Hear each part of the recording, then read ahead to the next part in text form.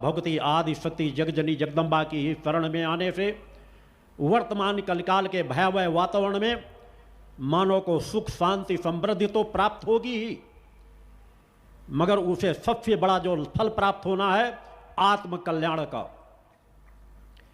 आत्मकल्याण ही हमारा मूल है, जो कहानी किस्सों से नहीं हो सकता, कथाओं से नहीं हो सकता। ये हमें थोड़ा दिशा दे सकते हैं। हमारा आत्मकल्याण प्रचंड पुरुषार्थ से होगा, प्रचंड तपस्या से होगा, प्रचंड त्याग की भावना से होगा। एक ऐसी ऊर्जा अपने अंदर स्वयं पैदा करना पड़ेगा जिस ऊर्जा के बल पर हम अपनी आत्म चेतना को पहचान सकें, आत्मावान बन सकें, कुंडलनी चेतना को जागृत कर सकें। अन्यथा 2 कदम आगे चलना, 2 कदम पीछे चलना इस समाज का परिणाम बनता ही गया है।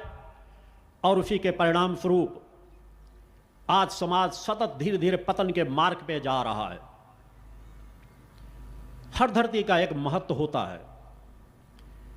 नेपाल की वह धरती है जहां पर एक नहीं अनेकों हमारे ऋषियों मुनियों ने साधना तपस्या की है, और उनकी ऊर्जाएं, उनकी तप त्याग तपस्या आज भी इस धरती को सही दिशा देती जा रही है।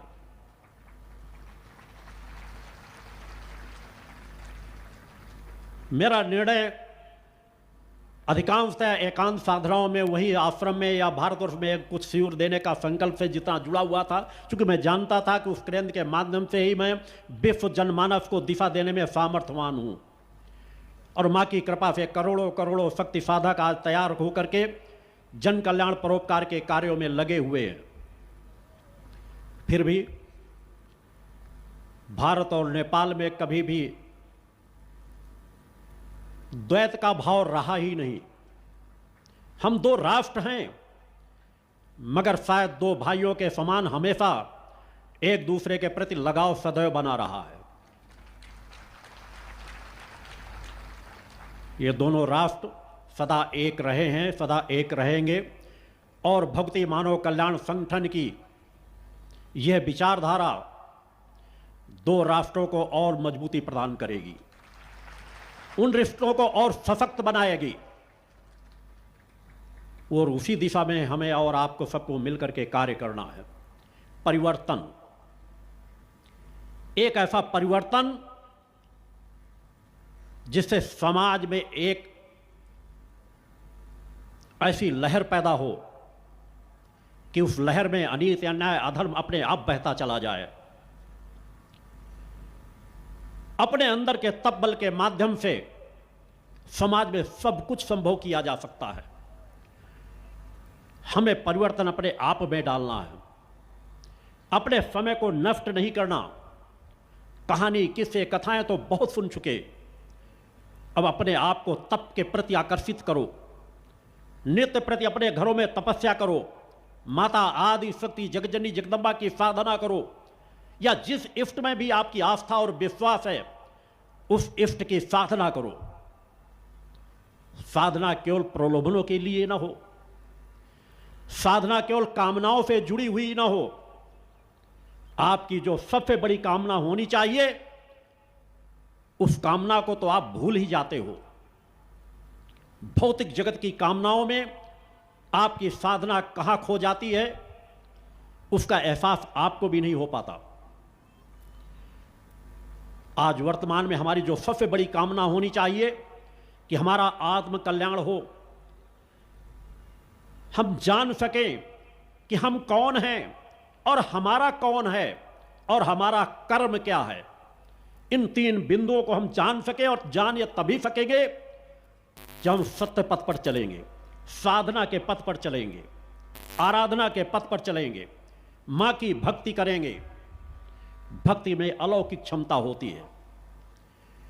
भक्ति का प्रवाह जब भक्तों के अंदर जागृत होता है तो सहज भाव से उनके अंदर से अवगुण दूर होते चले जाते हैं।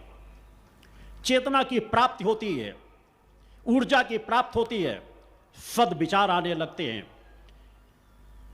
आपकी प्राण शक्ति चैतन्य होने लगती है, बुद्धि चैतन्य होने लगती है, मन की शक्ति चैतन्य होने लगती है। ये तीनों बहुत ही पवित्र हैं, प्राण शक्ति, बुद्धि की शक्ति और मन की शक्ति। मन को कभी चंचल मत मानो, मन बिल्कुल निर्दोष है, मन में कोई दोष नहीं होता, उसको समझने की कोशिश करो। मन हमारी अलौकिक शक्ति है, अलौकिक सामर्थ्य है, हमारी प्राण चेतना की, हमारी बुद्धि शक्ति की। मन के बल पर ही तो हम सब कुछ करते हैं। मन पे जिस तरह के विचार हम डालेंगे, मन वैसा कार्य करने लग जाता है। मन में इतनी अलौकिक क्षमता है कि मन को आप जिस दिशा में डालो उस दिशा में कार्य करने लगता है और वैसे ही विचार आपके अंदर शरीर में बनने लग जाते हैं। तो बस उस मन को माता आदि शक्ति जगजननी जगदम्बा के चरणों पर गुरु भक्ति में, मां की भक्ति में पूरी तरह से लगा करके देखो। भक्त प्रहलाद ने क्या किया था, भक्त ध्रुव ने क्या किया था, जिन्हें आज भी हम और आप याद करते हैं। छोटे छोटे बालक, क्या उन्होंने कथाएं सुनी थी, कहानियां सुनी थी? बस अपने गुरुओं पर विश्वास करके उन्हें जो एक मार्ग दे दिया गया, उन कुछ मंत्रों को लेकर के लग गए केवल साधना और तप में।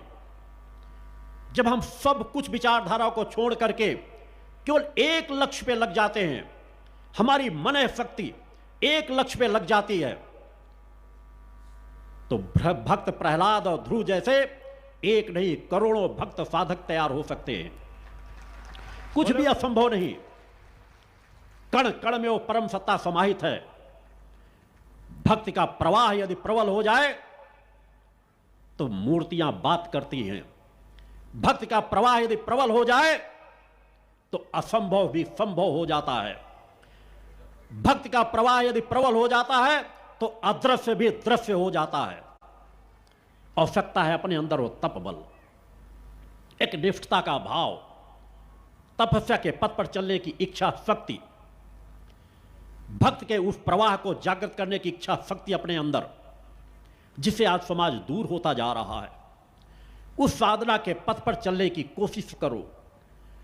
आज मेरे जुड़े हुए शिष्य, करोड़ों करोड़ों शिष्य उसी पथ पर चल करके स्वयं अपने जीवन में परिवर्तन डाल रहे हैं और समाज के जीवनों में भी परिवर्तन डाल रहे हैं।